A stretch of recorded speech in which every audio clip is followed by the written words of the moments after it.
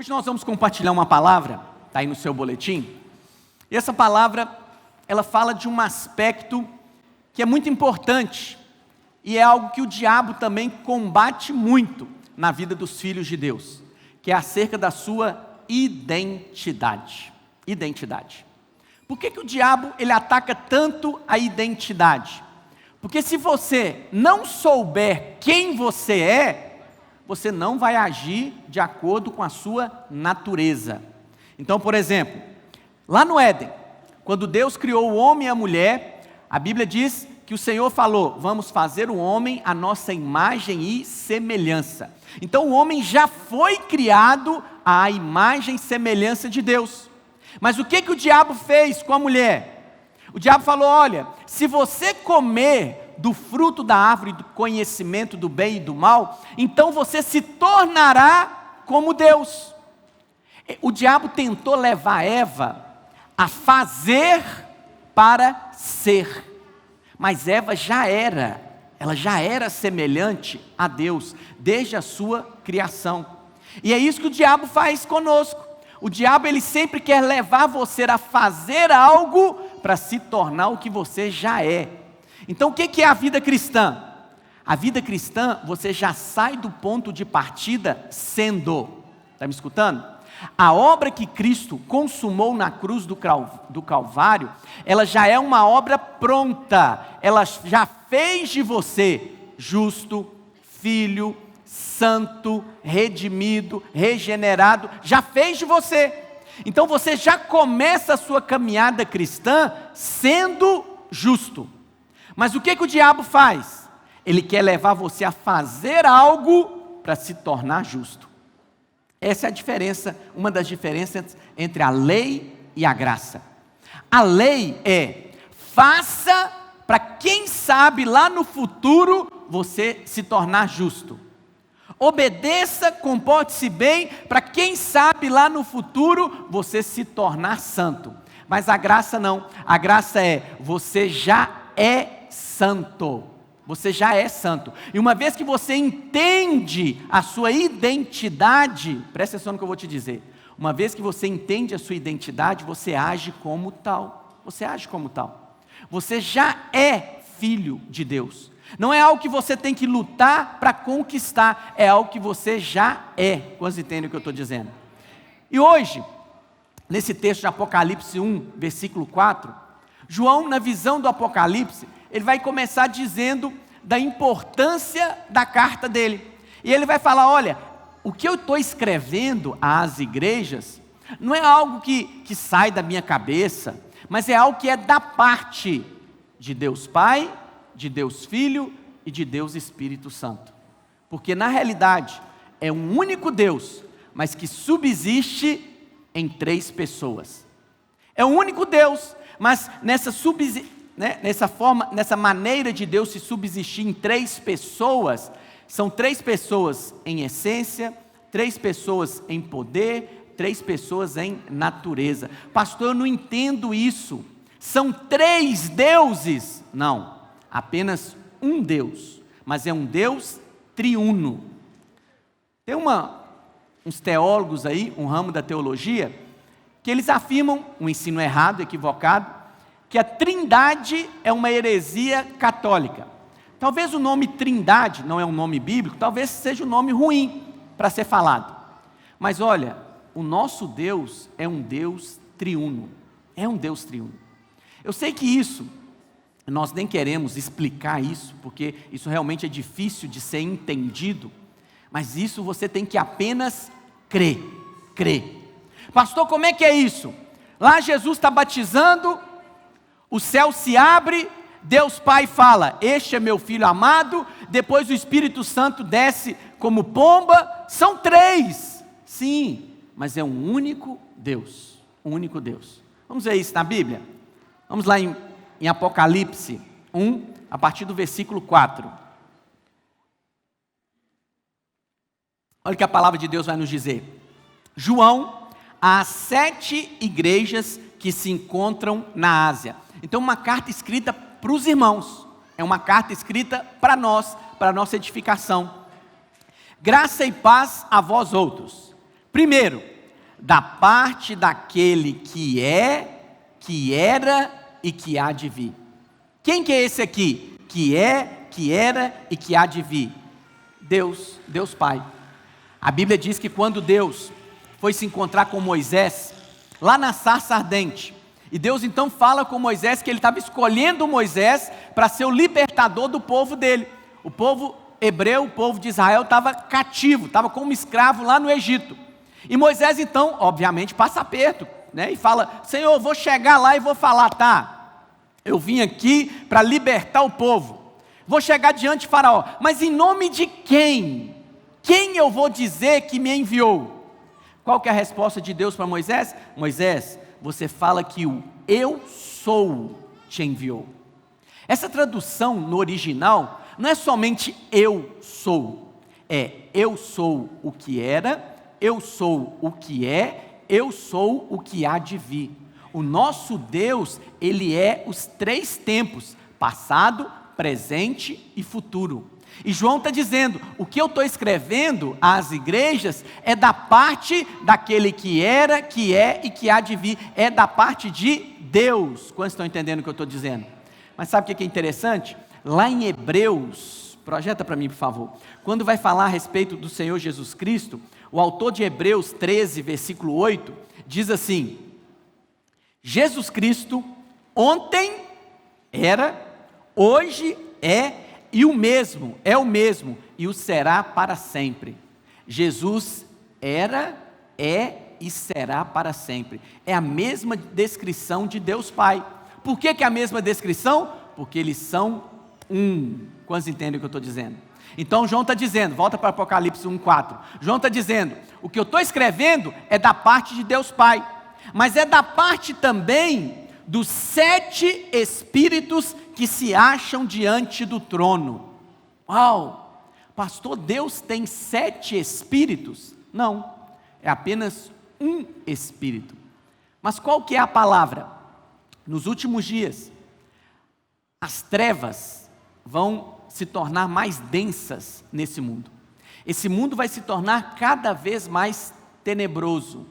Só que não é para você se assustar, né? Recentemente nós tivemos aí uma propaganda aí de uma lanchonete, colocando crianças para falar de ideologia de gênero, algo que a Bíblia é contrária, algo que a palavra de Deus vai de frente contra, não é da vontade de Deus. Mas você olha e fala, isso é um absurdo. É só o mundo sendo o que ele é. Esse mundo está em trevas, e essas trevas vão ser intensificadas. Mas qual que é a promessa para nós, filhos de Deus? Nós somos os luzeiros deste mundo.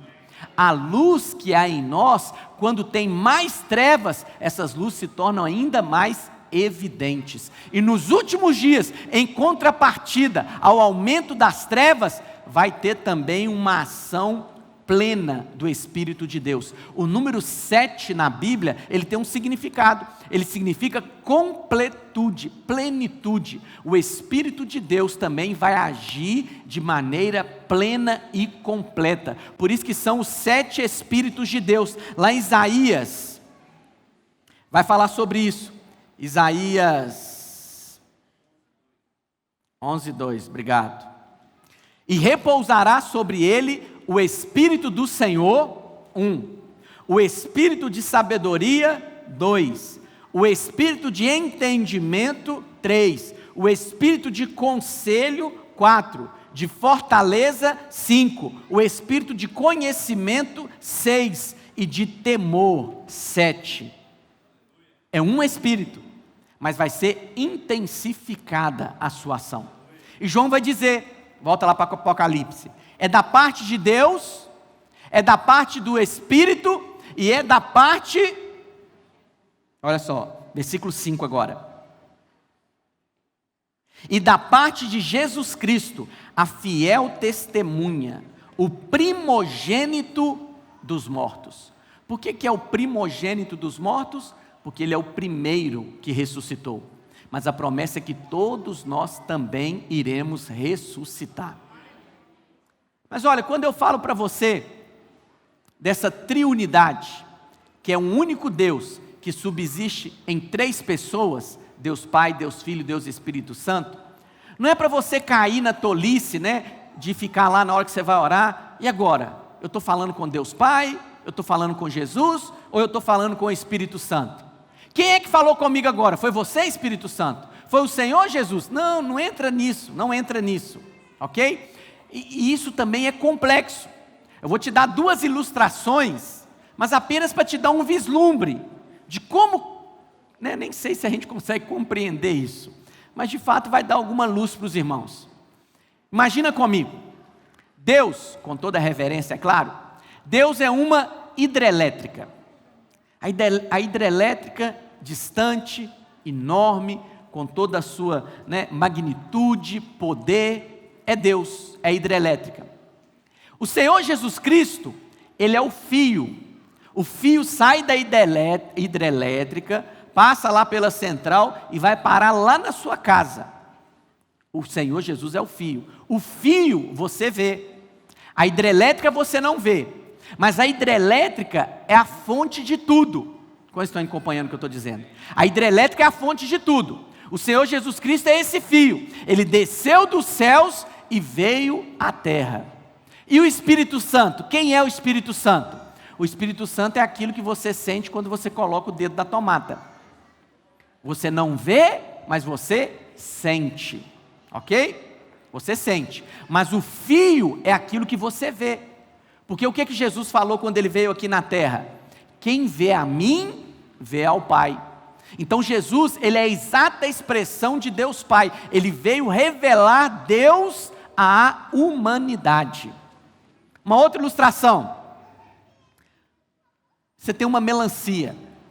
Você nunca viu uma melancia.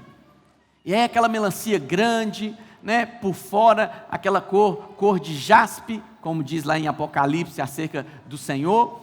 E essa melancia é Deus. Você olha por fora, você não compreende. Mas Deus queria se revelar. O que Deus faz? Tira uma fatia da melancia. Essa fatia da melancia é melancia, meus irmãos? Sim. Essa fatia da melancia é o Senhor Jesus Cristo. Quando você olha para a fatia, você fala, uau, eu imaginava outra coisa, mas agora olhando por dentro, eu vejo que ela tem uma borda esbranquiçada, eu vejo que ela é vermelha, que ela tem umas sementes por dentro. Esse é o Senhor Jesus Cristo. É a fatia de melancia, é Deus, mas é o Deus revelado. Só que essa melancia, essa fatia de melancia, você não pode enfiá-la goela abaixo. O propósito de Deus é vir habitar dentro do homem. Então o que faz? Pega a fatia de melancia, joga dentro do liquidificador, bate aquilo, transforma em um copo de suco e você ingere o suco. Esse suco de melancia é melancia?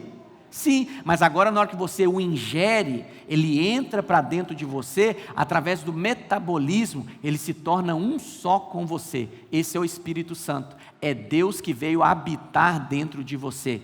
E o que a Bíblia diz? Aquele que se une ao Senhor se torna um só Espírito com Ele. Quantos entendem o que eu estou dizendo?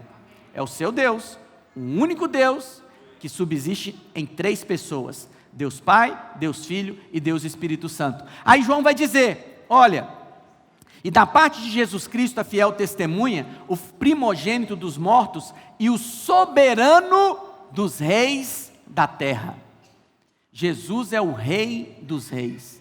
Pastor, mas Jesus, rei dos reis, aqui hoje, né, na terra são tão poucos reis que existem, e os reis que ainda existem, né, temam em existir, não mandam nada. O que o rei da Espanha manda? O que a rainha da Inglaterra manda? Né, como diz o outro, é só para inglês ver, não manda nada. Presta atenção no que eu vou te dizer. Jesus está pouco lixando para os reis dessa terra. Jesus é o soberano de quais reis? De mim e de você. Nós somos os reis pelo qual o Senhor Jesus se tornou soberano. E é isso que João vai dizer. Da parte de Deus Pai, da parte do Espírito e da parte de Jesus Cristo. Olha só. Aquele que nos ama e pelo seu sangue nos libertou dos nossos pecados. Olha o versículo 6. E nos constituiu, o que, meus irmãos? reino e sacerdotes. A expressão reino aqui, essa tradução, ela não está boa nesse sentido, por quê? Porque a palavra no original aqui é basileu, e basileu significa rei. Reino é basileia. Então, os tradutores falaram assim, não, colocar rei aqui é uma palavra muito forte, como é que eles vão entender isso? Que eles foram constituídos reis. Então eles colocaram rei, mas a tradução correta é, e nos constituiu reis e sacerdotes. Fala assim comigo, eu fui constituído rei e sacerdote. É isso que você é. Só que olha, presta atenção no que eu vou te dizer. A vida cristã não é uma vida de sentir as coisas. Eu não estou sentindo que eu sou rei. Eu não estou sentindo que eu sou sacerdote. Não, a vida cristã é baseada na fé. Fé em quê? Naquilo que Deus diz. Então você está ouvindo que você foi constituído rei e sacerdote. Então é isso que você é. Você é um rei e você é um sacerdote. Quando você entende a sua identidade, crê nisso e se posiciona assim, o seu comportamento vai ser condizente àquilo que você é. Então qual que é a nossa maior dificuldade? Crer. Por quê? Porque muitas vezes a nossa realidade é contrária à nossa crença. E aí você tende a querer ficar com a realidade. Como é que eu posso ser rei vivendo nessa pindaíba? Como é que eu posso ser rei vivendo nessas dificuldades?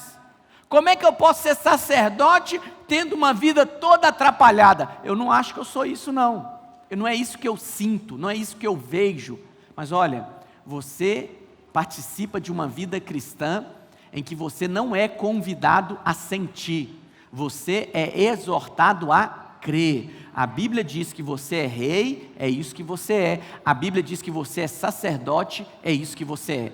Por isso que o diabo ataca tanto a identidade. Então, por exemplo, o pastor Hugoberto, ele é homem.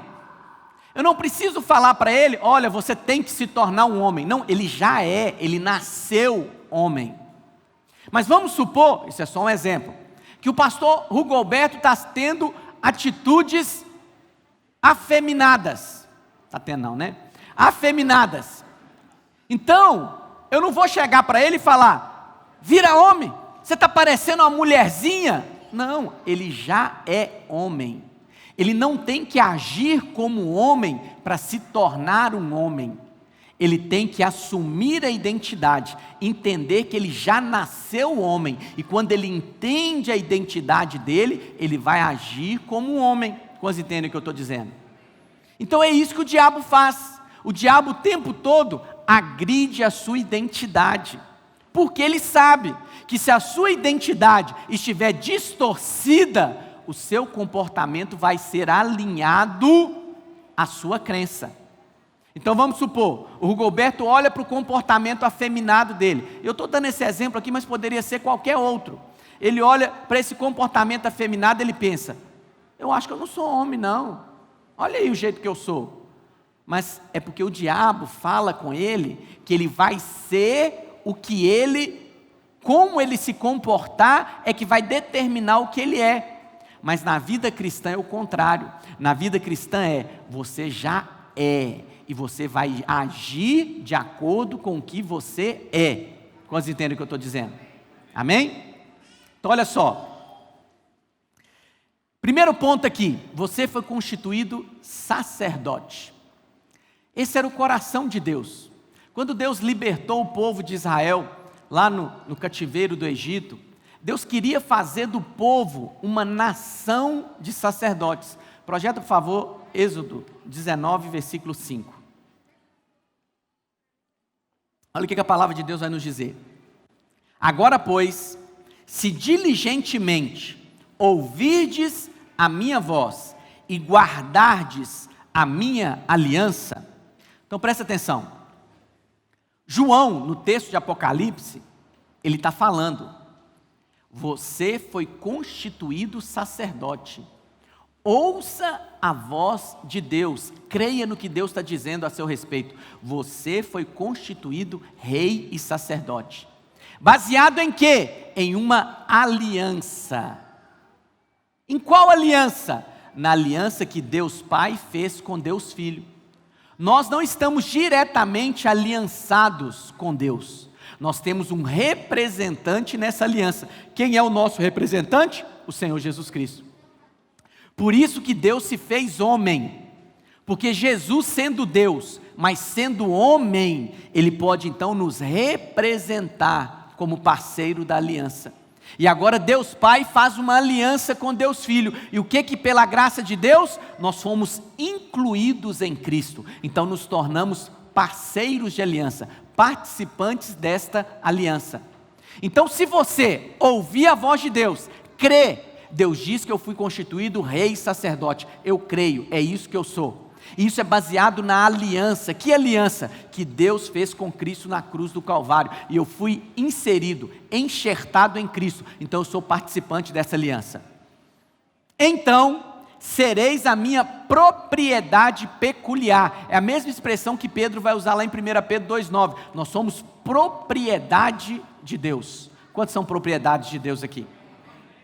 Dentre todos os povos, porque toda a terra é minha. Versículo 6. Vós me sereis reino de sacerdotes e nação santa. São estas as palavras que falarás aos filhos de Israel. O coração de Deus não era pegar só um grupo de pessoas e transformá-las em sacerdotes. O coração de Deus é que toda a nação de Israel fosse uma nação de sacerdote, uma nação sacerdotal. Mas o que aconteceu? O povo não ouviu. Moisés estava lá no Monte Sinai, recebeu a palavra, recebeu os mandamentos da lei, desceu da primeira vez. Quando Moisés desce, está tendo festa no arraial. O que o povo fez? Fizeram um bezerro de ouro e começaram a adorar o bezerro de ouro. Moisés chega, quebra as tábuas da aliança e fala com o povo: olha, quem é do Senhor, ponha-se à parte. Só uma tribo pôs-se à parte, a tribo de Levi, por isso que é chamado levitas. Só os levitas, era da vontade de Deus que toda a nação de Israel fosse uma nação sacerdotal, mas o povo não quis. Então só uma tribo ficou à parte, a tribo de Levi, e eles foram então levantados como sacerdotes de toda a nação, mas não era o propósito original de Deus. E aí o que Moisés fala? Agora cada um pega a espada e mate o seu vizinho. E naquele dia 3.000 pessoas foram mortas. Esse foi o Pentecostes da lei. No dia que a lei foi dada, 3.000 pessoas morreram. Essa é a diferença entre a lei e a graça. Porque lá em Atos 2, vai falar do Pentecostes da graça. Quando o Espírito Santo desceu no Pentecostes, Pedro então, cheio do Espírito Santo, foi pregar o Evangelho. A Bíblia diz que 3.000 almas se converteram. No Pentecostes da lei, porque é isso que a lei faz, traz maldição e morte, 3.000 morreram. Mas no Pentecostes da graça, quando Pedro libera a mensagem do Evangelho, aproximadamente 3.000 pessoas foram salvas. Quantos entendem o que eu estou dizendo? Por isso que é importante você viver na graça, porque a graça sempre vai trazer vida para você. Em contrapartida, todas as vezes que você se posiciona na lei, o resultado vai ser maldição e morte. Mas nós fomos feitos sacerdotes. Pastor, por que todos não se levantam então como sacerdotes? O que é um sacerdote? No Velho Testamento, você tem duas funções que se parecem entre si. Você tem o sacerdote e o profeta. Quem é o profeta? O profeta é aquele que vai diante de Deus, ouve da parte de Deus, então vai diante do povo e dá o recado de Deus. Ele é o porta-voz de Deus diante do povo. Mas e o sacerdote? O sacerdote vai diante de Deus representando o povo. Ele é o porta-voz do povo. Então o sacerdote recebia ali os holocaustos, os sacrifícios, aspergia o sangue e levava o sangue diante da presença de Deus, representando o povo diante de Deus. E nós fomos constituídos sacerdotes. Pastor, o que é ser um sacerdote hoje da nova aliança? Você promove a reconciliação do homem com Deus. Olha o que Paulo vai dizer aos Coríntios acerca disso. Projeta aí, por favor. Olha só. Ora, tudo provém de Deus, que nos reconciliou consigo mesmo por meio de Cristo, e nos deu o ministério da reconciliação. O que é reconciliar, irmãos? Você já foi criança, é o papel que a sua mãe fazia. Você brigava com o seu irmão, Belém, Belém, nunca mais ficar de bem. E aí sua mãe, como uma boa reconciliadora, o que sua mãe falava? Fica aqui de frente para o seu irmão, abraça o seu irmão, dá um beijo no seu irmão. Sua mãe estava fazendo o quê? A reconciliação. Creio que é da lei, mas está valendo. Mas nós fomos chamados para exercer o ministério da reconciliação. Presta atenção no que eu vou te dizer. Não é que Deus está precisando ser reconciliado com o homem, não. É o homem que está precisando ser reconciliado com Deus. Porque o homem odeia a Deus. O homem aí fora, tudo que é ruim, eles colocam na conta de Deus. Tem um vírus, é Deus que mandou. Tem uma doença, foi Deus que mandou. Tem uma catástrofe, foi Deus que mandou. Não confunda, vou abrir um parênteses aqui rapidamente com você, não confunda vontade permissiva de Deus com a vontade soberana de Deus. Nada na terra acontece sem a permissão de Deus, ok? Tudo o que acontece aqui, Deus permitiu. Porém, o fato de Deus permitir, não significa que Ele quis. Então, por exemplo, Deus permitiu ao homem ter o livre-arbítrio. Foi dado ao homem escolher o que cada um quer para si. Adão teve essa permissividade de Deus. Deus poderia impedir Adão? Poderia. Mas Deus deu liberdade para o homem, porque Deus não queria homens robôs, autômatos, que escolhessem Deus porque não tinha opção. Deus deu liberdade. Mas o que o homem faz com a liberdade dele é responsabilidade dele. Quantos entendem o que eu estou dizendo? Deus deu liberdade para o diabo agir. O diabo está agindo nesse mundo. Mas o que o diabo faz não é vontade de Deus. É o diabo que está fazendo. Então não coloque na conta de Deus todas as coisas. O nosso Deus é um Deus bom, misericordioso. O nosso Deus é um Deus que tem bons pensamentos ao nosso respeito. Mas o homem aí fora, ele está com raiva de Deus. Então, um exemplo que aconteceu aí. Um avião de um time de futebol, Chapecoense, caiu. Morreram vários jogadores. Isso é real.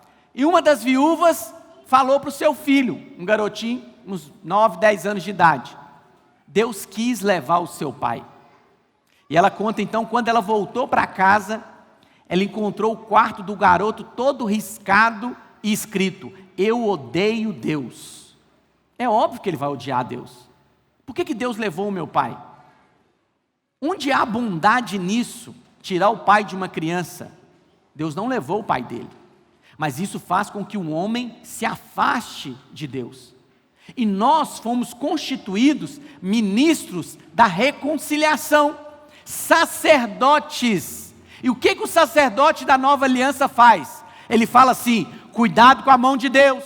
A mão de Deus vai pesar sobre a sua cabeça, o fogo vai cair na sua testa, muda de vida. É isso que o sacerdote da nova aliança faz? Não. O sacerdote da nova aliança, ele chega para o homem e fala: volta para casa. Deus te ama. O pai já preparou um banquete. O novilho já foi morto. A mesa já está posta. Tem uma festa preparada para você. Vem para casa. O pai está de braços abertos para te receber. Aí o homem, quando ele ouve acerca da bondade, do amor de Deus, porque Paulo vai dizer aos romanos que é a bondade de Deus que conduz o homem ao arrependimento. E o que é arrependimento, irmãos? Mudança de mentalidade. Então o homem estava indo para um caminho longe de Deus, mas aí ele ouve acerca da bondade de Deus. Deus é bom, Deus me ama, Deus não está querendo pesar a mão sobre a minha vida. Então o que esse homem faz? Ele se arrepende, ele muda de mentalidade e é atraído a Deus. Quantos entendem o que eu estou dizendo? Essa é a mensagem que nós carregamos. Continuando o que Paulo está dizendo, a saber que Deus estava em Cristo reconciliando consigo o mundo, não imputando aos homens as suas transgressões, e nos confiou a palavra da reconciliação. O que está dizendo ali? Que Deus não está colocando na conta dos homens o pecado deles. Sabia que toda a humanidade já está perdoada? Presta atenção no que eu vou te dizer. Estar perdoado é diferente de estar salvo. Todo mundo está perdoado, todo mundo. Infelizmente, tem muitas pessoas que já estão no inferno, mas todas elas já estão perdoadas lá no inferno. Infelizmente, ainda vão pessoas para o inferno, mas todas elas vão para lá perdoadas. Pastor, então por que elas não vão para o céu?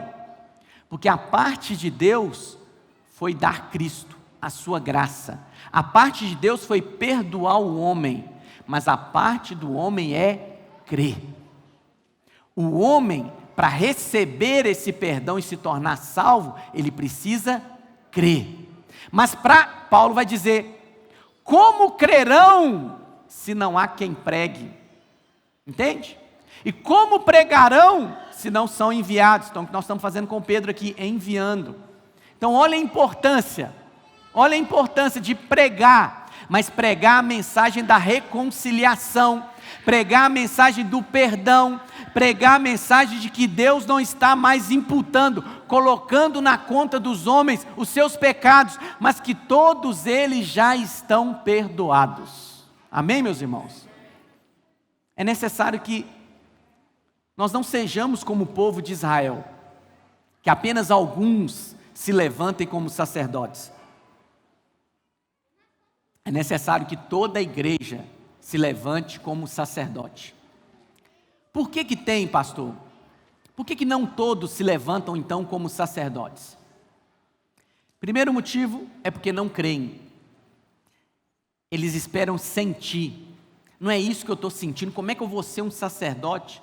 Como eu disse para você, a vida cristã não é uma vida de sentimentos. A vida cristã é uma vida de fé. É isso que a Bíblia diz, eu sou sacerdote do Deus Altíssimo.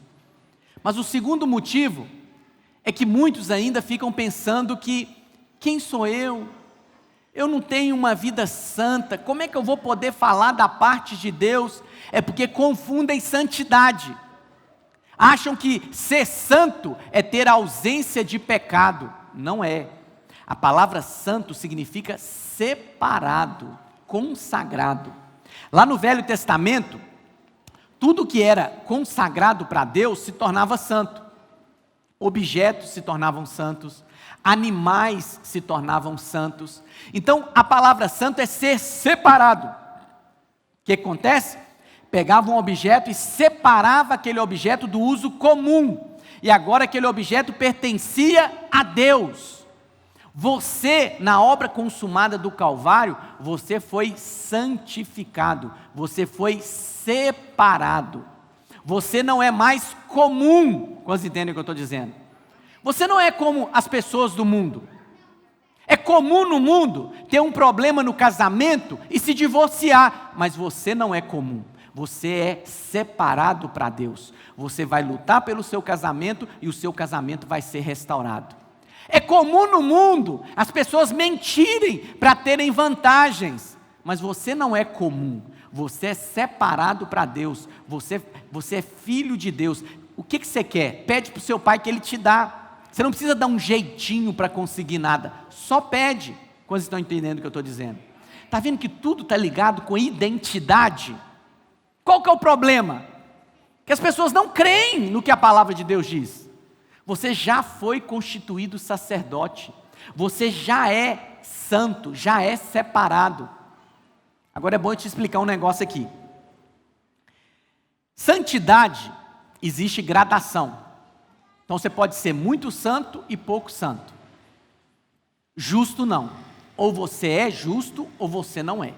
Não existe mais justo e menos justo. Ou é justo ou não é, ok? Você nasceu de novo, você já é justo.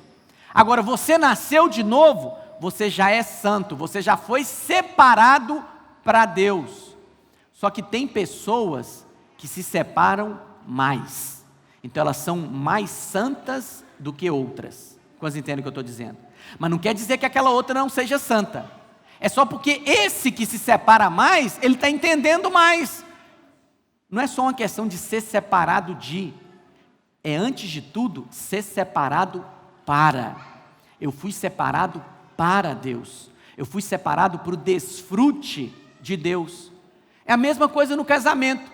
Quando o marido entende que a partir do momento que ele se casou, ele se tornou separado de outros relacionamentos, e ele agora foi separado para a sua esposa, de maneira que ele não se pertence mais, ele é uso exclusivo daquela esposa, é para o desfrute daquela esposa.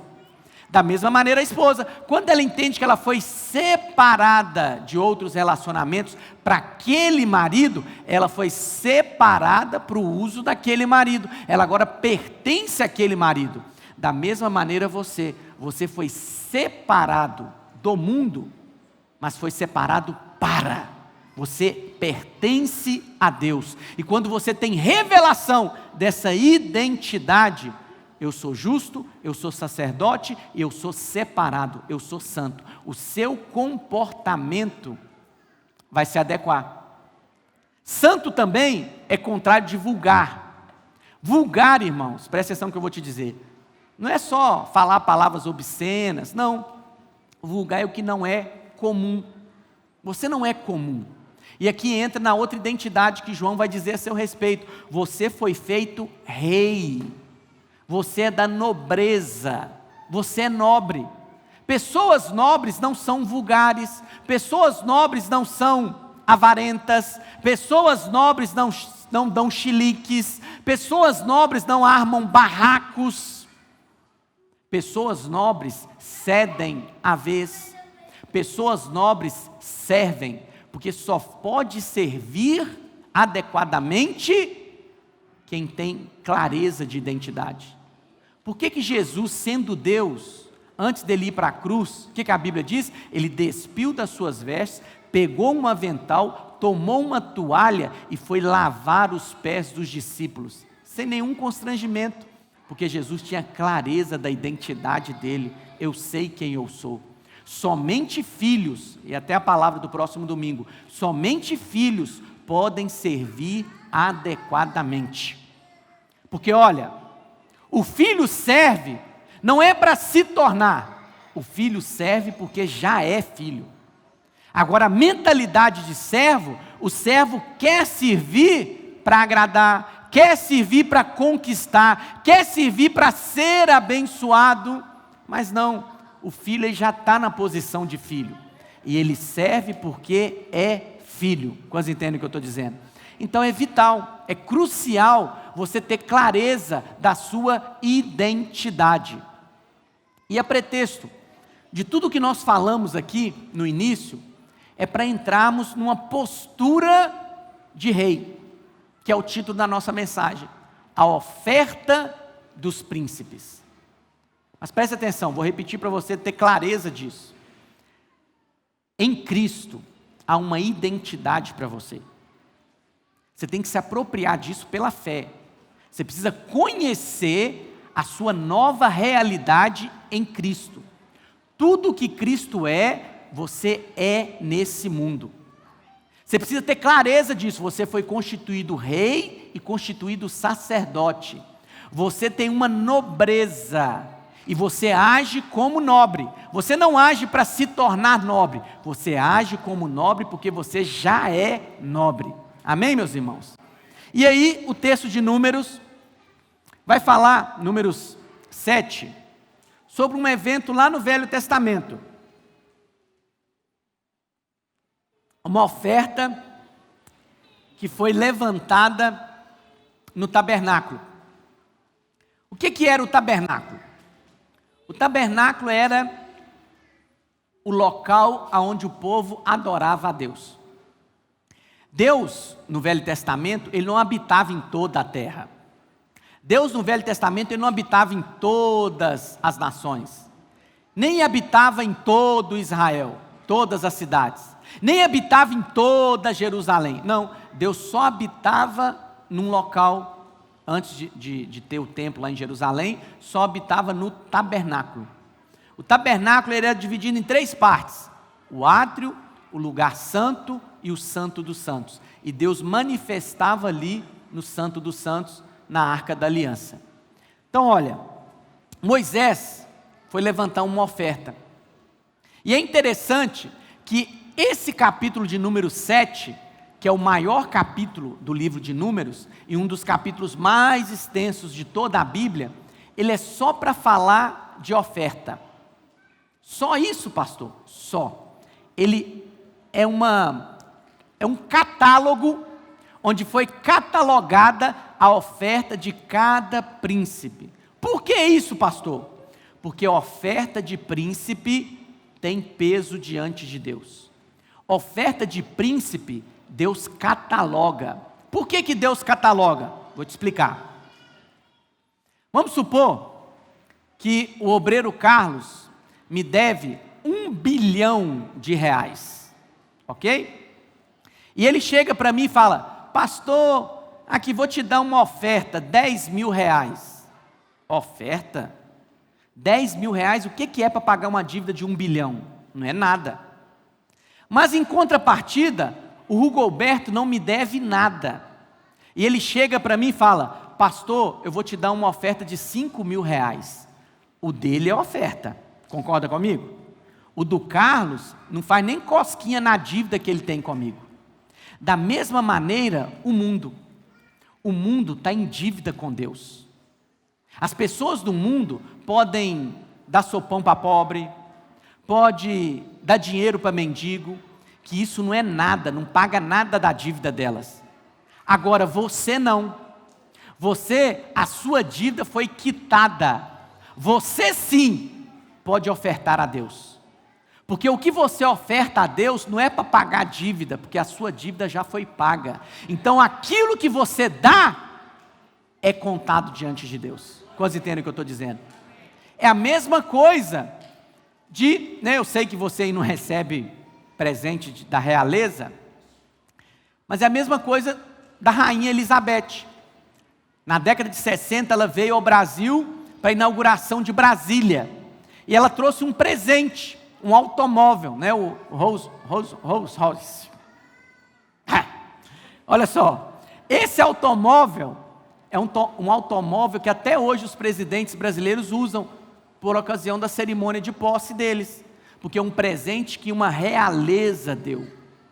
Todo presente que o presidente recebe, seja do rei da Espanha ou de outro país, esse presente é catalogado, é contado diante da nação, no caso da presidência. Por quê? Porque tem peso. Da mesma maneira, aquilo que eu e você ofertamos diante de Deus tem peso. Porque nós somos os príncipes, nós somos a nobreza de Deus. E esse capítulo vai falar disso. Vamos ver? Versículo 1. No dia em que Moisés acabou de levantar o tabernáculo, e o ungiu, e o consagrou, e todos os seus utensílios, bem como o altar e todos os seus pertences, os príncipes de Israel. Então vê que não é todo mundo, os príncipes, os cabeças da casa de seus pais, os que foram príncipes das tribos, que haviam presidido o censo, ofereceram e trouxeram a sua oferta perante o Senhor. Então olha só, era uma oferta de nobreza, uma oferta de realeza. Por isso que essa oferta é catalogada. Eu falei para você no início da palavra acerca de identidade. Você foi constituído rei e sacerdote, e você tem que agir como tal, mas não é agir como tal para ser, não, é agir porque você já é se ver como tal. Paulo vai falar isso lá em Efésios 4, versículo 1, olha o que Paulo diz: rogo-vos, pois, eu, o prisioneiro no Senhor, que andeis de modo digno da vocação a que fostes chamados. Você foi chamado. Há uma vocação, você foi constituído rei e sacerdote. Ande como tal. Ande como tal. 3 coisas, vou ser breve com você. 3 coisas que nós podemos aprender nesse texto. Primeiro, a oferta que eles deram foram voluntárias. Não havia nenhuma prescrição na lei de Moisés falando o que cada príncipe tinha que dar. Eles decidiram o que dar. Por quê? Porque a oferta de um príncipe, ela é voluntária. O príncipe dá não de acordo com a necessidade, ele dá de acordo com a sua nobreza. Tem uma história, essa história é real, conta-se, que Alexandre o Grande, quando ele conquistou uma cidade, ele estava adentrando a cidade para tomar posse, e tinha um mendigo à porta da cidade, e esse mendigo pediu uma esmola para ele. Alexandre o Grande tirou lá da sua capa uma moeda de ouro e deu para o mendigo. O seu general que estava acompanhando falou: Alexandre, não precisa disso, é só um mendigo, qualquer moedinha basta. Alexandre falou: eu não dou para ele de acordo com a necessidade dele, eu dou para ele de acordo com a minha nobreza, quem eu sou. Você oferta não é de acordo com a necessidade da obra, você oferta de acordo com a sua nobreza. Quantos entendem o que eu estou dizendo? Você é rei, você é sacerdote, você participa da nobreza, você foi constituído da realeza de Deus, não é essa realeza do mundo aqui caído não, é celestial. Então o primeiro ponto é esse, deram voluntariamente. Segundo ponto, eles deram com um propósito. Lá no capítulo 10 vai dizer, ou no versículo 10, perdão, de número 7, os príncipes e os nobres, eles deram carros de boi. Olha o que diz: ofereceram os príncipes para, é versículo 6, né? 6, volta para o 6. Moisés recebeu os carros e os bois e os deu aos levitas. Esses príncipes, eles deram voluntariamente, e eles deram o quê? Carros de boi. Bom, você pode falar assim: pastor, carro de boi? O que é isso? Para que isso? Carros de boi naquela época era como se fosse um caminhão de carga hoje. Ninguém pediu carros de boi para eles, eles deram voluntariamente, mas eles deram a oferta deles com um propósito. Qual que era o propósito? Como eu disse para você, só a tribo de Levi foi levantada como sacerdote, os levitas. E eles tinham, além da função sacerdotal, eles cuidavam do tabernáculo, dos utensílios, dos pertences. E a época que o povo estava no deserto, eles eram guiados por uma nuvem, uma coluna de nuvem. E quando essa nuvem movia, o povo movia atrás dela. Então tinha que desarmar o tabernáculo. Desarmava o tabernáculo e carregava os utensílios do tabernáculo. E era tudo função dos levitas. Mas os utensílios do tabernáculo, irmãos, tinha bases lá que pesavam 80, 100 quilos. E tinha mais de 100 bases. Imagina um levita carregando 80, 100 quilos nas costas. O que esses príncipes fizeram com a oferta deles? Eles deram uma oferta para facilitar o trabalho do levita. De maneira que quando o levita tinha que transportar o tabernáculo, ele colocava o peso em cima dos carros de boi. Quantos estão acompanhando o que eu estou dizendo? A sua oferta também tem um propósito: transformar a vida do missionário e do pastor mais fácil. Eu falei isso pela manhã, eu vou repetir. Eu louvo a Deus, porque a nossa igreja local, nós não temos dificuldades financeiras. Eu não tenho que ficar lá na minha casa, acordado, pensando como é que eu vou pagar o aluguel desse prédio. Porque graças a Deus os irmãos têm sido fiéis nas suas ofertas e nos seus dízimos. Mas nós podemos ir além. O Pedro está indo para a África. Imagina se o Pedro estiver lá na África, tendo que preocupar em fazer a reunião de célula, mas ao mesmo tempo ele está preocupado em como é que ele vai pagar o aluguel da casa que ele está morando. Como é que ele vai pagar o aluguel da igreja? Olha como é que a obra torna mais pesada.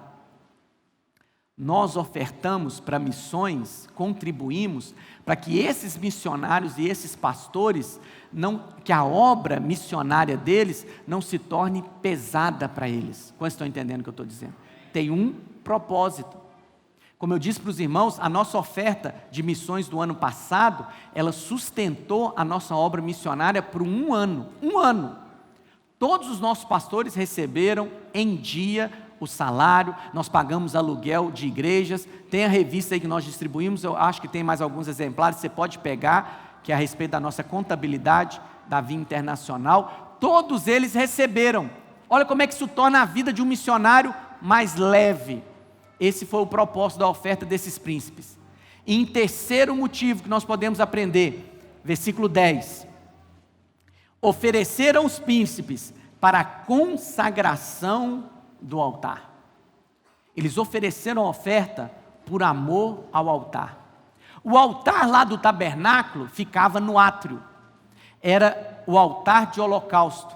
Era onde o cordeiro era imolado. Esse era o altar que eles ofereceram a oferta.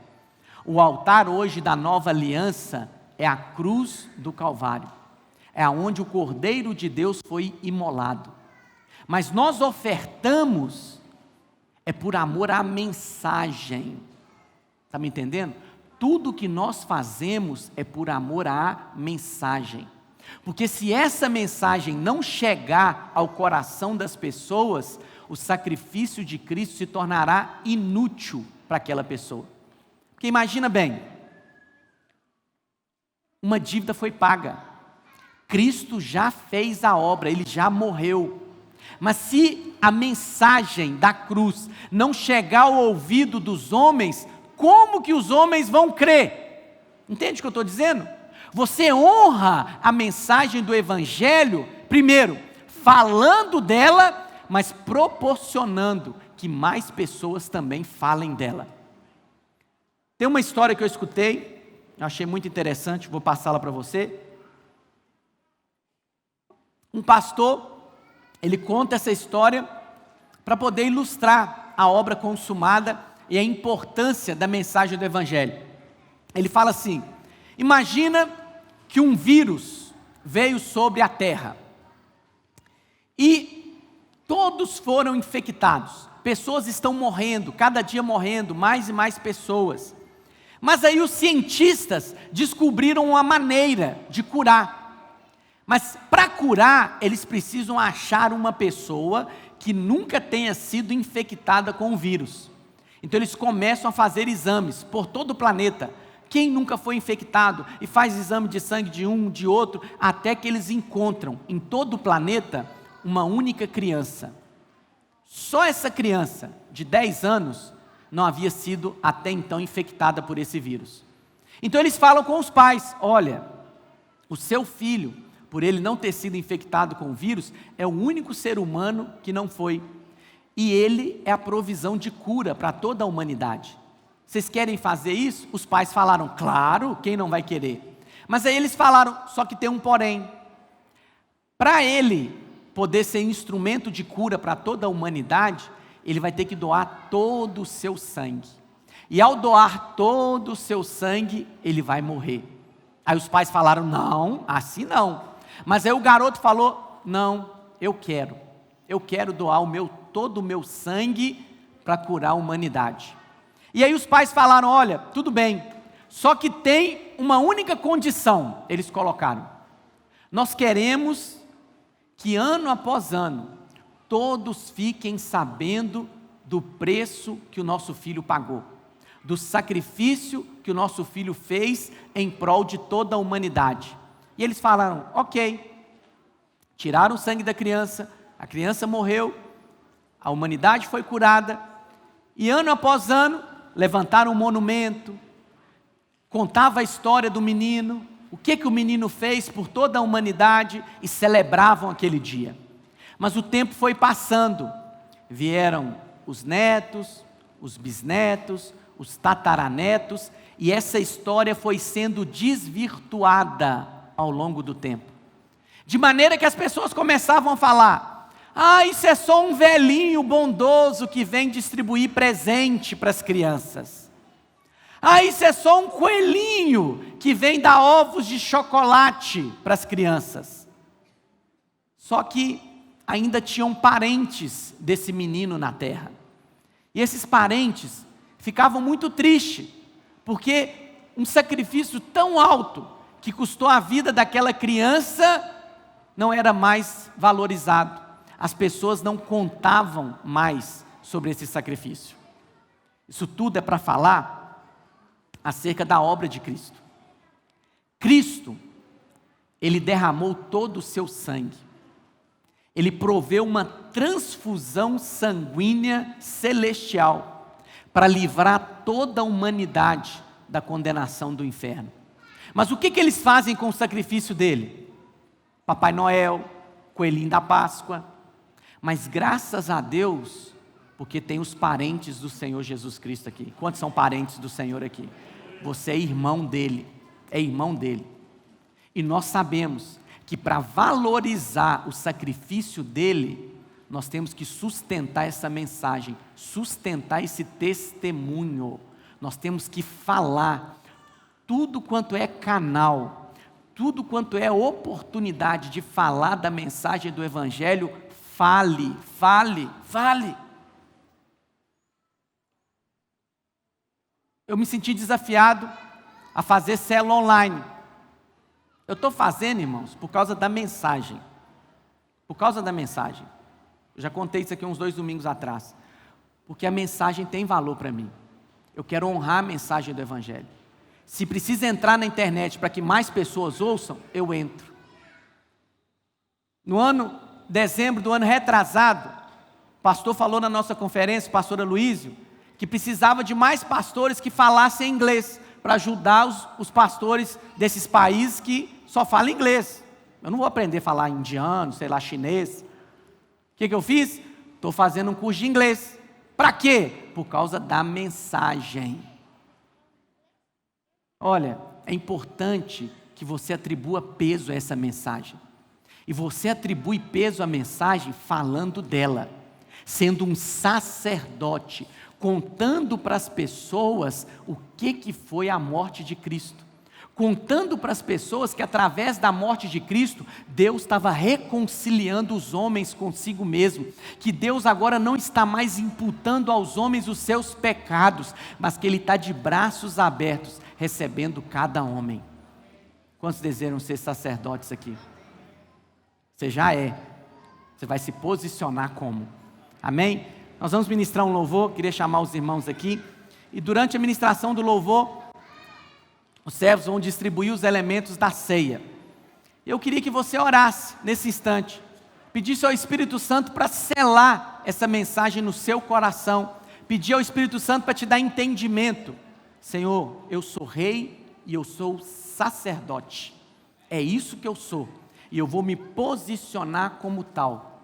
Eu vou agir com nobreza e eu vou reconciliar o homem com o Senhor. Sendo um sacerdote, você pega na mão do homem e você traz esse homem até a Deus e pega na mão de Deus. Você conta para esse homem acerca da bondade de Deus, que Deus não está irado com ele, pelo contrário, Deus o ama. Amém? Fique em pé do seu lugar, enquanto os servos vão distribuir os elementos da ceia. Você que é batizado em alguma igreja evangélica, você pode estar ceando conosco nessa noite. E olha, eu queria que você ministrasse ao Senhor, mesmo atrás das máscaras, com o pulmão liberado. Cantasse como um Pavarotti, né? Abrisse os seus lábios e ministrasse ao Senhor, como um rei e como um sacerdote que você foi constituído em nome de Jesus. Tu és um bom, bom Pai. Quem tu és, quem tu és, é quem tu és. Sou amado por ti. É quem eu sou, é quem eu sou, é quem eu sou. Tu és um bom, bom Pai. É quem tu és, é quem tu és, é quem tu és. Sou amado por ti. Quem eu sou, é quem eu sou. Declare: és perfeito, és perfeito em tudo que faz. És perfeito em tudo que faz. És perfeito em tudo que faz pra nós. Tu és perfeito, tudo coopera. És perfeito em tudo que faz. És perfeito em tudo que faz. És perfeito em tudo que faz pra nós. Tu és um bom Pai. Bom Pai, Quem tu és, quem tu és, quem tu és. Sou amado por ti. Quem eu sou, é quem eu sou, quem eu sou. Tu és um bom, bom Pai. É quem tu és, é quem tu és, é quem tu és. Sou amado por ti. É quem eu sou, é quem eu sou, é quem eu sou. És perfeito, declare. És perfeito em tudo que faz. És perfeito em tudo que faz. És perfeito em tudo que faz pra nós. És perfeito em tudo que faz. És perfeito em tudo que faz. És perfeito em tudo que faz pra nós. És um bom, bom Pai. Quem tu és, quem tu és, quem tu és. Sou amado por ti. Quem eu sou, quem eu sou. alguém ficou sem receber algum dos elementos da ceia? Se tiver ficado, levante uma de suas mãos. Acho que todos receberam. O momento da ceia é o momento que nós fazemos em memória de Cristo. A ceia também é um momento de você anunciar a obra consumada, o que Cristo fez. Não é momento de você lembrar de pecado, pelo contrário, é momento de você lembrar de perdão, perdão. Lá em Hebreus 10, a partir do versículo 10, a palavra de Deus diz assim: nessa vontade é que temos sido santificados, mediante a oferta do corpo de Jesus Cristo, uma vez por todas. Ora, todo sacerdote se apresenta, dia após dia, a exercer o serviço sagrado e a oferecer muitas vezes os mesmos sacrifícios, que nunca, jamais podem remover pecados. Jesus, porém, tendo oferecido para sempre um único sacrifício pelos pecados, assentou-se à destra de Deus, aguardando dali em diante até que seus inimigos sejam postos por estrado dos seus pés, porque com uma única oferta aperfeiçoou para sempre quantos estão sendo santificados. E disso nos dá testemunho também o Espírito Santo, porquanto após ter dito: esta é a aliança que farei com eles depois daqueles dias, diz o Senhor, porei no seu coração as minhas leis, e sobre a sua mente as inscrevereis. Acrescenta: também de nenhum modo me lembrarei dos seus pecados e das suas iniquidades para sempre. Ora, onde há remissão destes, já não há oferta pelo pecado. É o momento de você lembrar de perdão. Dos seus pecados, Deus não se lembra mais. Não é porque Deus é um desmemoriado, faz de conta que não está vendo, não. É porque Deus, todos os seus pecados foram colocados em Cristo, E o sangue de Jesus, um único sacrifício, para sempre, foi suficiente para pagar por todos os nossos pecados. Quantos creem nisso? Erga o seu pão e fala assim: eu creio que este pão é o corpo de Cristo, que foi moído, transpassado no meu lugar. Eu creio que por meio deste corpo eu recebo saúde, vida. Eu creio que o Senhor Jesus se fez maldição no meu lugar, para que hoje eu desfrute de todas as bênçãos que eram dele e se tornaram minhas. Erga o seu cálice, fala: eu creio que este cálice é o cálice da nova e eterna aliança. Eu creio que por meio deste sangue os meus pecados foram perdoados. Eu creio que por meio deste sangue eu fui justificado e já não há nenhuma condenação sobre a minha vida, porque eu estou em Cristo Jesus. Eu creio que na cruz o Senhor Jesus se tornou o que eu era, para que hoje eu seja o que Ele é. Aleluia. Você pode comer do pão e beber do cálice com esse entendimento. Escolhido, perdoado, eu sou quem diz que eu sou. Tu és por mim. Você pode ministrar isso? Sou quem dizes que eu sou. Aleluia, aleluia. Olha, isso tem o poder de mudar a realidade na sua vida. Se posicionar na sua identidade em Cristo. Eu quero declarar na sua vida um novo nível de fé, de atitude, de posicionamento. Vai deixar você essa semana, você vai ser surpreendido pela bondade e pela graça de Deus sobre a sua vida. Amém? Deus abençoe sua vida.